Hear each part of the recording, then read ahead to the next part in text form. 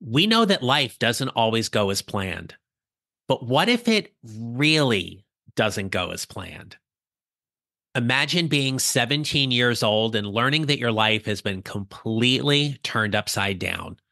One day you're flipping through the pages of your favorite magazine, and a few weeks later, you're blind. Today, you are going to meet Kevin Lowe. Kevin shares his powerful and moving journey and shares why building his mid career GPS involved putting in the reps every single day. Of all my episodes, I assure you that my conversation with Kevin Lowe stands out because it takes a very different approach to building your mid career GPS, and it is one you will not want to miss. Let's get started.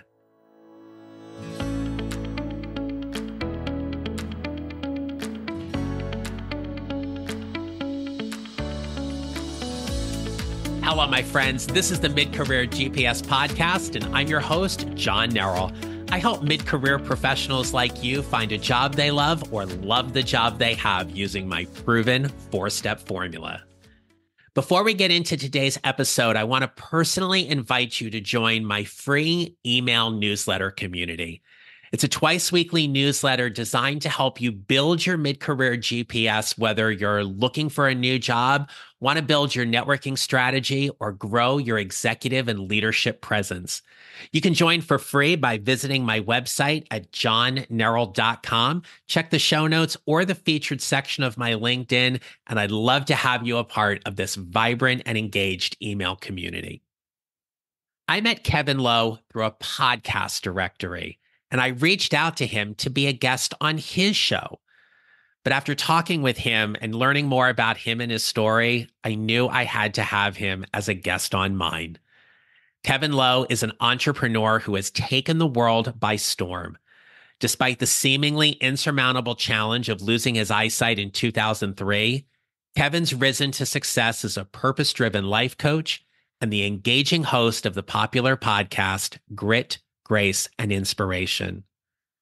I'm going to let him tell you his remarkable story. But for now, it is my pleasure to introduce you to Kevin Lowe. Hey there, Kevin. Welcome to the Mid-Career GPS podcast. I am honored to have you with us today. Oh, absolutely. Thrilled to be here. Thank you for having me. Kevin, you've got a story that I have just very briefly shared in the introduction to this episode, and I did that very intentionally because I want you to share it with us. Would you kindly tell us your story, please? Yeah, absolutely. I would be glad to. So my story really, it kicks off about 20 years ago. So let's rewind back to 2003. I just started my junior year of high school, at Seabreeze High School.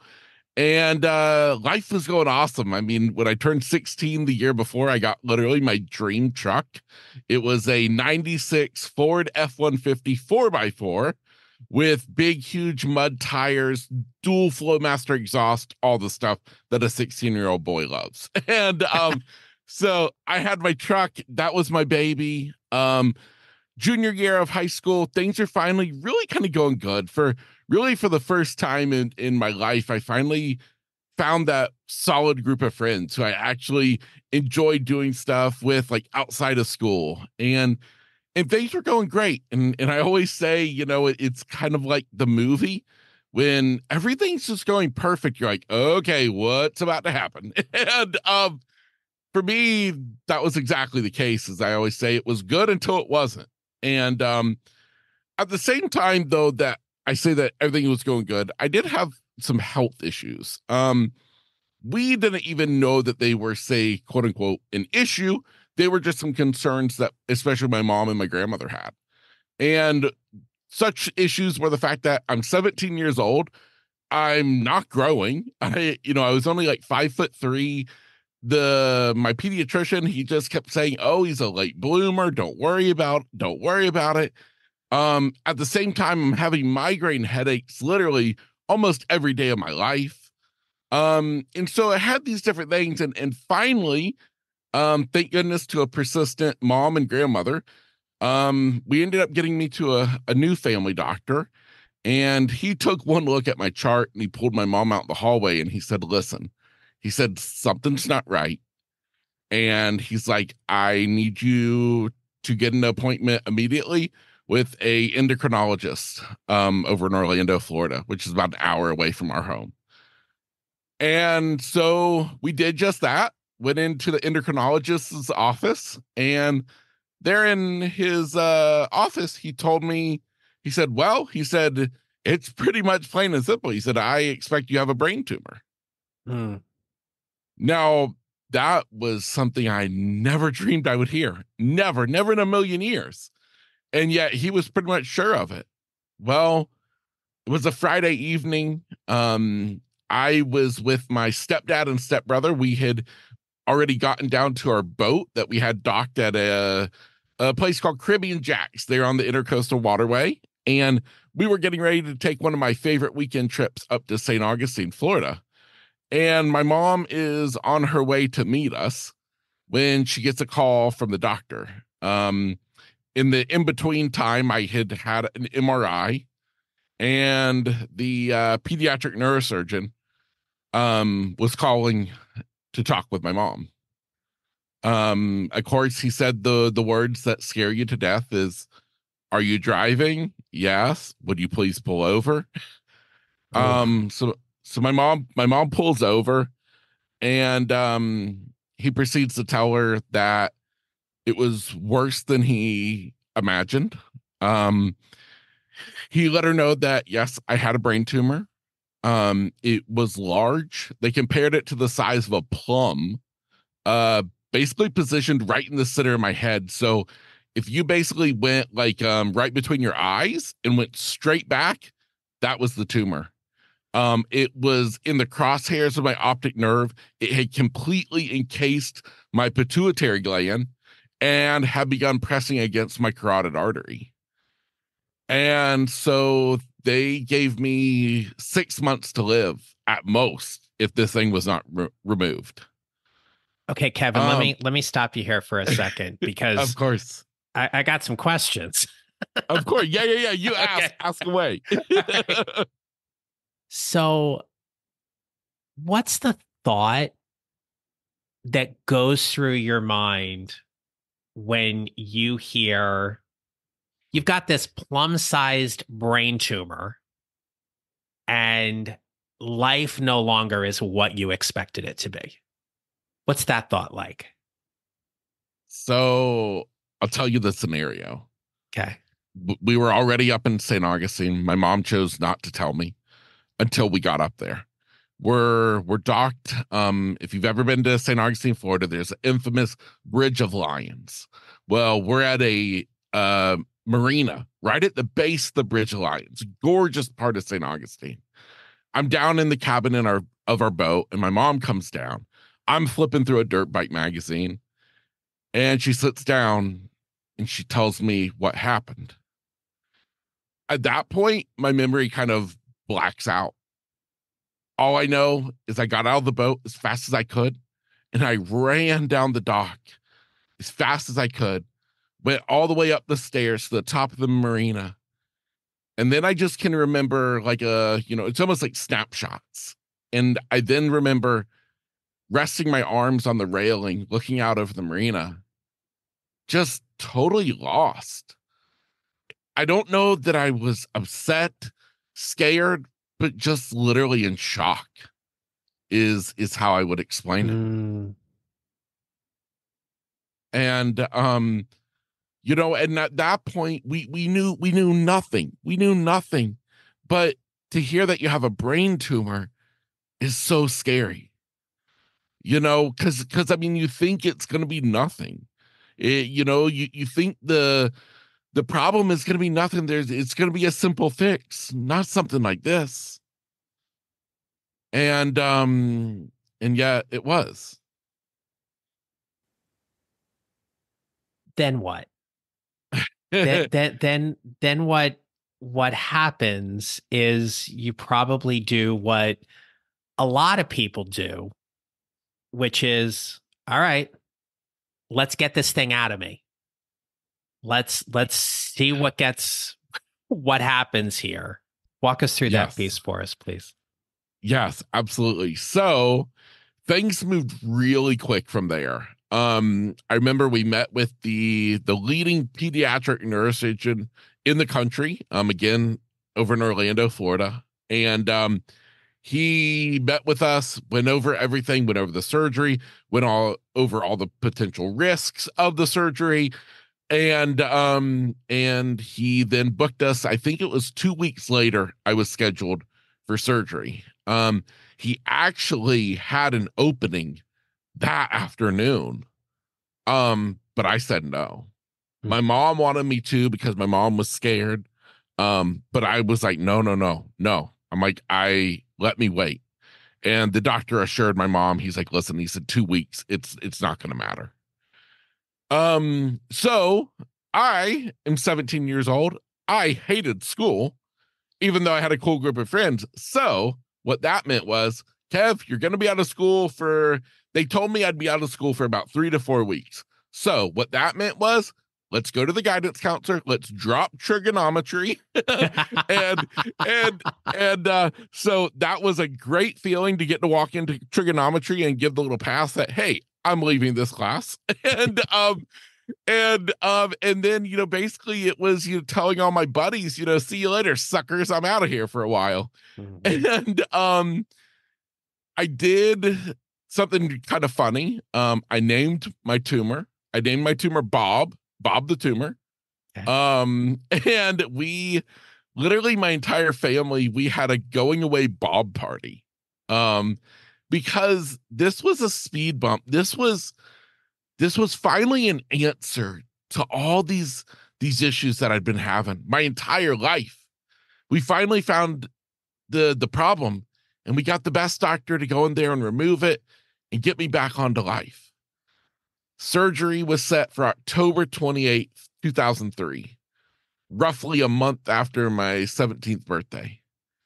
I went in the operating room. I checked in the day before. Had an entire day of pre-op getting ready for the surgery.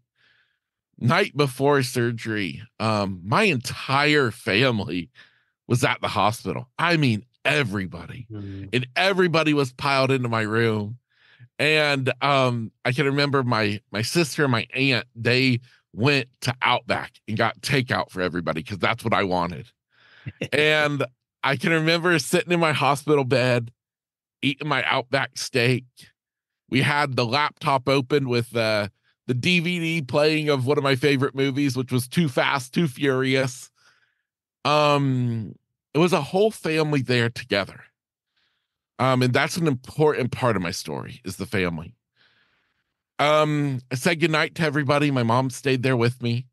Next morning, doctor came in, geared up, ready to go. Apparently I cracked the joke about, I hope you had your Wheaties this morning, and the last thing I remember was rolling into the operating room.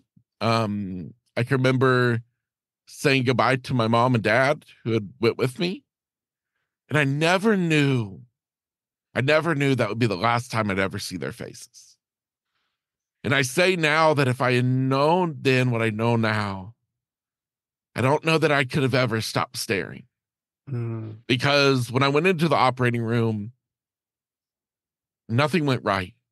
The surgery was a success. The brain tumor was removed. The doctor came out, and it was a long surgery. He came out, let my family know. He's like, listen, he said, surgery went great. He said, everything went perfect. A day or so later, I'm in the ICU. Everything's going wrong. They said all my endocrine levels are just going haywire. And finally, I start to kind of wake up enough. And the one nurse, it happened to be the head nurse and my mom were in the room at this particular time. And the head nurse told me to look at the little pulse ox thing that they put on your toe. Well, apparently I kept ripping it off. And so he's like, Kevin, he's like, do you see this? Pointing to the little pulse ox thing. And I guess it had a red light on it. He's like, Kevin, do you see this red light? And my mom said that I said, no, I don't see anything. It's just black. Mm. And at that moment, he walked over and he turned the light switch on and off, on and off. He's like, Kevin, do you see this light? And my mom said again, I just said, no, it's just black. It was at that moment that my family realized everything changed. So I was left completely blind. No light perception, shape, shadows, nothing. I lost my ability to smell. I would end up having short-term memory loss for 6 months. I had all these new medical complications as a result of the brain tumor killing off my pituitary gland. So not only did I get to start taking medications to actually start growing and stuff, which was pretty cool. But it was a whole new onslaught of things. Weirdly enough for me, is my memory ends at the time where I told you I went into the operating room. Mhm. And my memory doesn't pick up until a long time later, being back at home. I remained in the hospital for I think about 2 weeks. So surgery was October 28th. I came home November 13th. And I returned to a home with my brand new four-wheeler in the garage, my truck in the driveway, my bedroom with, I was big into hunting and all of that, had my shotgun on the wall, an entire world that I had no idea that revolved around me being able to see. And in an instant, it was all taken from me. Kevin, when you went in for surgery, how much were you prepped that losing your vision was a possibility? During that appointment, when he went through the whole list and he started with, the most likely all the way down to the least, losing your eyesight was the last one, 1%. Wow. It wasn't even a consideration. And your life changes on a dime, Yeah. right? You said earlier too, like everything was fine until it wasn't. Yeah. And so you come home. How do you start building the pieces back together? What happens then when the world that you've known and you've been able to see is now different and black? You just can't see it. Yeah. Um, two things. Two things, and it's I'm only where I am today because of these two things. That is my faith in my family. I was lucky enough to have a relationship with my creator before this happened. And after it happened, it only grew stronger. My mom always tells the story that after we were back home, she asked me one morning, she said, Kevin, when you go to bed at night, I always hear you talking. She said, who are you talking to? And she said that I said, oh, I talked to Jesus, that he's always with me. My faith is a huge part. And then my family, um, especially my mother, my father, my sister, my grandparents, especially my nana, um, those they're how I did it. I leaned on them and we began going through the motions. We would enroll me in a program called Hospital Homebound, um, where I had teachers who came to my house, which my mom would have to go to work. So she would drop me off over at my Nana's house each morning. And I would stay with Nana all day. And I had these three different teachers who started coming. I had one who was teaching me how to get around with a cane. I had another one there to try and teach me how to read Braille.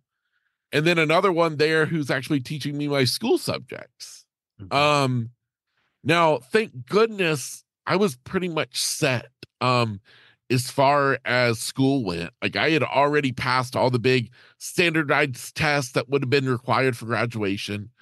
So I was doing good, which I mean, thank goodness, because like I said, I had short-term memory loss. So the teacher, those teachers would leave, and I'd ask my Nana, "Oh, so when is Miss Scott coming over?" And she's like, "Well, I can tell that all just sunk in real well, you know." Wait, so you mean to tell me that you get out of trigonometry and you still get your diploma? Exactly. And that is the big step that I'll tell you that I didn't realize its significance until a super long time later. Is I, for some reason, from the very beginning, my family would tell you that from the very beginning, I kept saying my goal. I said, I still want to graduate with my class. I just want to graduate with my class. My mom, my grandmother, they never thought that would happen. But sure enough, it did. Nice. I got back to school for the start of my senior year. And I just took one class a day there. We had a block schedule, so there were only like 4 classes a day. So I was there for the first block each morning. I got to quote unquote be part of my senior year. It was pretty hard, to be honest. It was hard to be around everybody. Everybody, everybody was kids. People didn't come up and talk to me because they didn't know how to talk to me, afraid they're going to say the wrong thing. And so, but I did it. And I walked across the stage of my high school graduation. I did it. I did it. And Nice. it wasn't until a long time later, as I said, when I realized then that it was at that moment that God led me across that stage, because he wanted to show me right off the bat that, Kevin, even in this life, you are still able to do great things. And that brings us to another point that I want you to share, because we often see when, well, now see, I'm going to catch myself here because I use that verb see, and that's, we You're talked fine. about this leading up to the episode, and I'm just going to leave this in because I just want the listeners to know, like, Kevin and I had a conversation beforehand about like what's appropriate, what's not appropriate, kind of a thing, because he is blind, right? But when we look at social media, or we watch documentaries and we hear these stories from people who are resilient and they overcome things, and we get this kind of inspiration and motivation from them. And here you are with us today, and you've got the mic. What is it that you learn about yourself that helps you? And you've shared about your faith and your family, but what is it? And maybe it's them too, right? Because you're going to answer this. What is it about your resilience, your strength, your motivation that 20 years later you are telling your story? You have a coaching practice, you have a successful podcast, you have a career, you are navigating this world. What was it about yourself you needed to learn that got you where you are today? Put in the reps. Mm. Every morning I woke up with a smile on my face.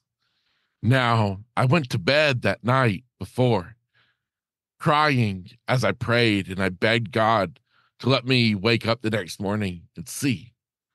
That was how every night went. Every night I fell asleep, sobbing into my pillow. And every morning I'd wake up and I'd open my eyes and I'd see the same thing as I did when they were closed. And yet, I got out of bed. I kept moving forward. I made it easy for my family. I had them laughing. I kept moving forward because of the type of personality that I was blessed with. I understand that some people's personalities would make it harder. I was blessed with a personality to keep moving forward, and that's what I did. And that's what I would say is that literally I never stopped moving forward. In your coaching practice, who typically are the people you help move forward? Yeah, so it's people, ironically, not just people who have become blind or disabled, but it's people who are at a point in their life where they feel stuck. The person who has been living a life that maybe looks good from the outside, but on the inside at night, they're screaming to get out of it. They don't know how, they don't know what. And that's where I get to step in and I help them, because I'll tell you, one of the toughest things about this new life of becoming blind, not being able to drive, not having the freedom to move. There's times when I feel stuck. And I know what a horrible place that is. And I know how absolutely awful it feels to be stuck. And if I can help somebody else to not feel stuck, especially in just their life as general, but instead to show them that there is a way out, that's the person that I help. Nice. What was it that made you decide that coaching was the right career path for you? It was through the podcast. When I started the podcast, I was coming off of 7 years owning my own travel agency. The pandemic did a good job at sending that into the shallow end of the swimming pool. And and so I started my podcast May of 2020, and at that point I still thought I was going to be a travel agent, so I kind of relied on a lot of travel related topics, and then started kind of talking about my story. And then, honestly, it was in a rather quick evolution of the podcast. And I started having these conversations with people. And I kept having people mention to me after our interviews, they're like, you should really, start coaching. And I'm like, I don't even understand what you're talking about. What do you mean coaching? At that time, I'd only heard of a PE coach. And to be quite honest, I hated my PE coaches. And so now they're telling me to be a coach. So anyways, though, that's how it began. Was having these people, these strangers from all over the world, who I just got to sit down for an hour and unpack their story, and them telling me that I saw things about their story that no one else has ever seen before. And it was through that led me on this journey to get into coaching. Your podcast is called Grit, Grace, and Inspiration. And I want to invite all of my listeners to check that out as well, because those 3 words, I think, are a great summary for what you've just shared with us today. So thank you. Oh, thank you so much. Yeah. So I'm going to ask you a question I didn't ask you in any of the pre-conversations we have. So do you or have you ever had a seeing eye dog? No, I haven't.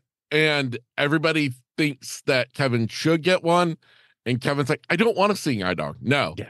But I learned how to see with echolocation in 2017, which I think is way better than a seeing eye dog. And what is that? So it is the craziest thing that I never knew was possible until 14 years after becoming blind. I got to train with a guy one-on-one in California to retrain my brain's visual cortex to see through sound. Okay. So literally, I now can use maybe the snap of my finger, or more specifically, I typically do a tongue click.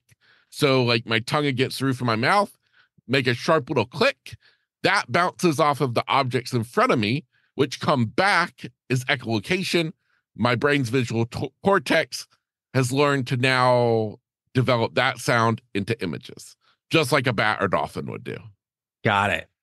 extraordinary. And Uh, so, yeah, I say that's way better. And I'll just keep my little 15-pound Sophia. So, Nice. Well, here's why I ask you that. So I had worked for an organization, and picture like the kind of corporate office building type thing. And we had a gentleman on our floor who had a seeing eye dog. And every day he would come into the office, he'd let the dog off the harness, right? And so the dog would kind of like wander the hallways and say hi to everybody to let everybody know that he was there type thing. And I would say probably about a year or so after he had worked there, Kevin, and keep in mind, like we're working on trying to change the culture of the team and the organization and everything. And so just for my listeners, because in the context of this, I'm going to use a not kid friendly word. So if you need to put headphones in or turn it off and pause it or whatever, but I'm going to use the words. So here we go. Teammate of mine comes up to me and she says, John, we got a problem. And I said, okay, what? And she goes, I think Oliver took a shit by the elevator. And and I said, just so we're clear, do you know what shit looks like? And she went, yeah. I go, okay, then we don't think, we know, right? She says, yeah, what do we do? And I said, well, we will get maintenance to come and clean it up in the carpet and all those kind of things and stuff like that. I said, but in the meantime, I will take care of this. So I walk down to the hallway and everything, and I happen to see my vice president sitting in her office. And I knock on the door and I said, hey, can I talk to you for a moment? She goes, yeah. I said, you know how we're working really hard on changing the employee culture around here? She goes, yeah. I said, and we're working really, really hard at this, right? She goes, yeah. I said, Oliver just took a shit by the elevator. I think we're failing worse than we ever realized. And she says to me, she goes, okay, you need to leave.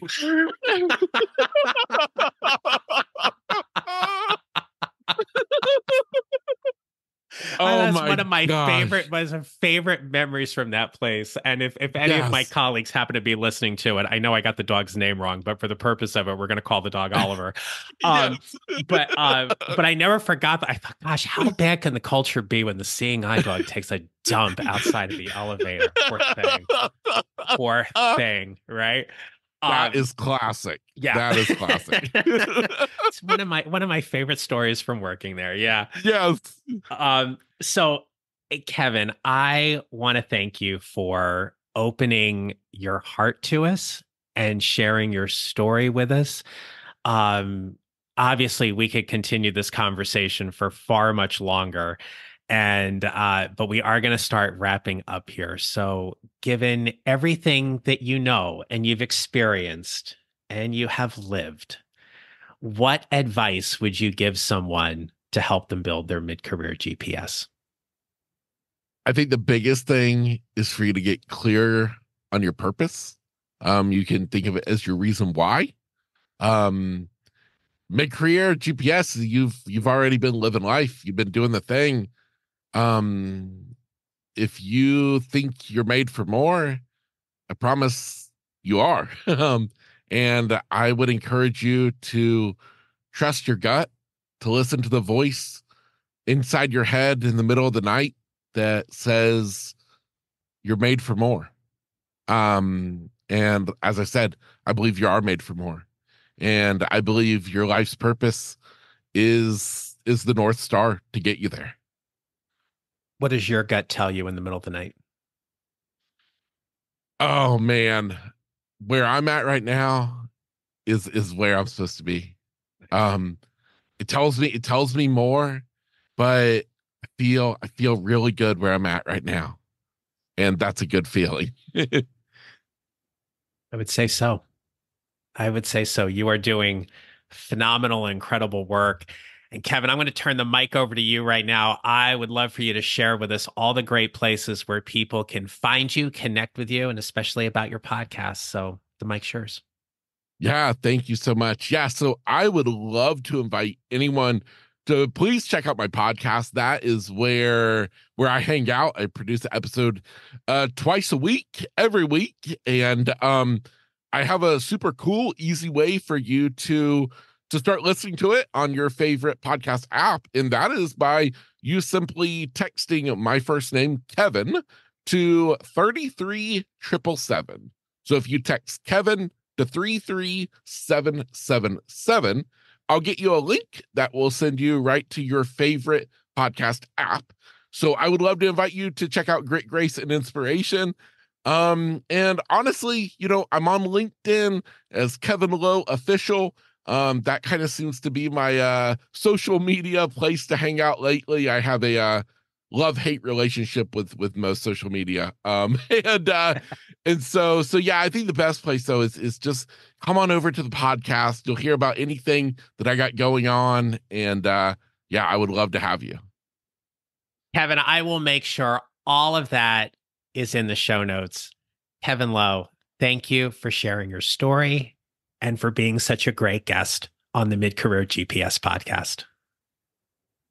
Thank you. All right, my friends, usually this is the point where I sum up a little bit and tell you all the great takeaways. Kind of hard to sum up an episode with all the great takeaways when everything in the episode were great takeaways. So I just want to leave you with this. We're all dealing with something. What you're dealing with is your circumstance. And your circumstance you have a thought about.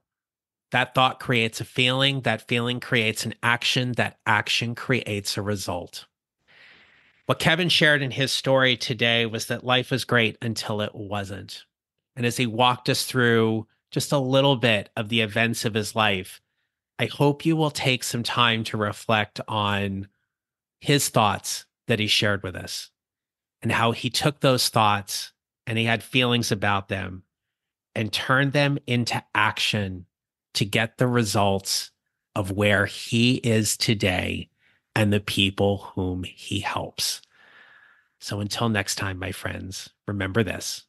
You will build your mid-career GPS 1 mile or 1 step at a time, and how you show up matters.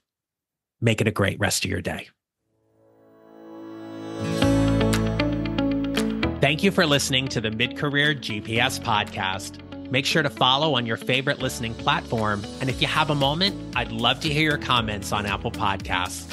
Visit johnnerrell.com for more information about how I can help you build your mid-career GPS or how I can help you and your organization with your next workshop or public speaking event.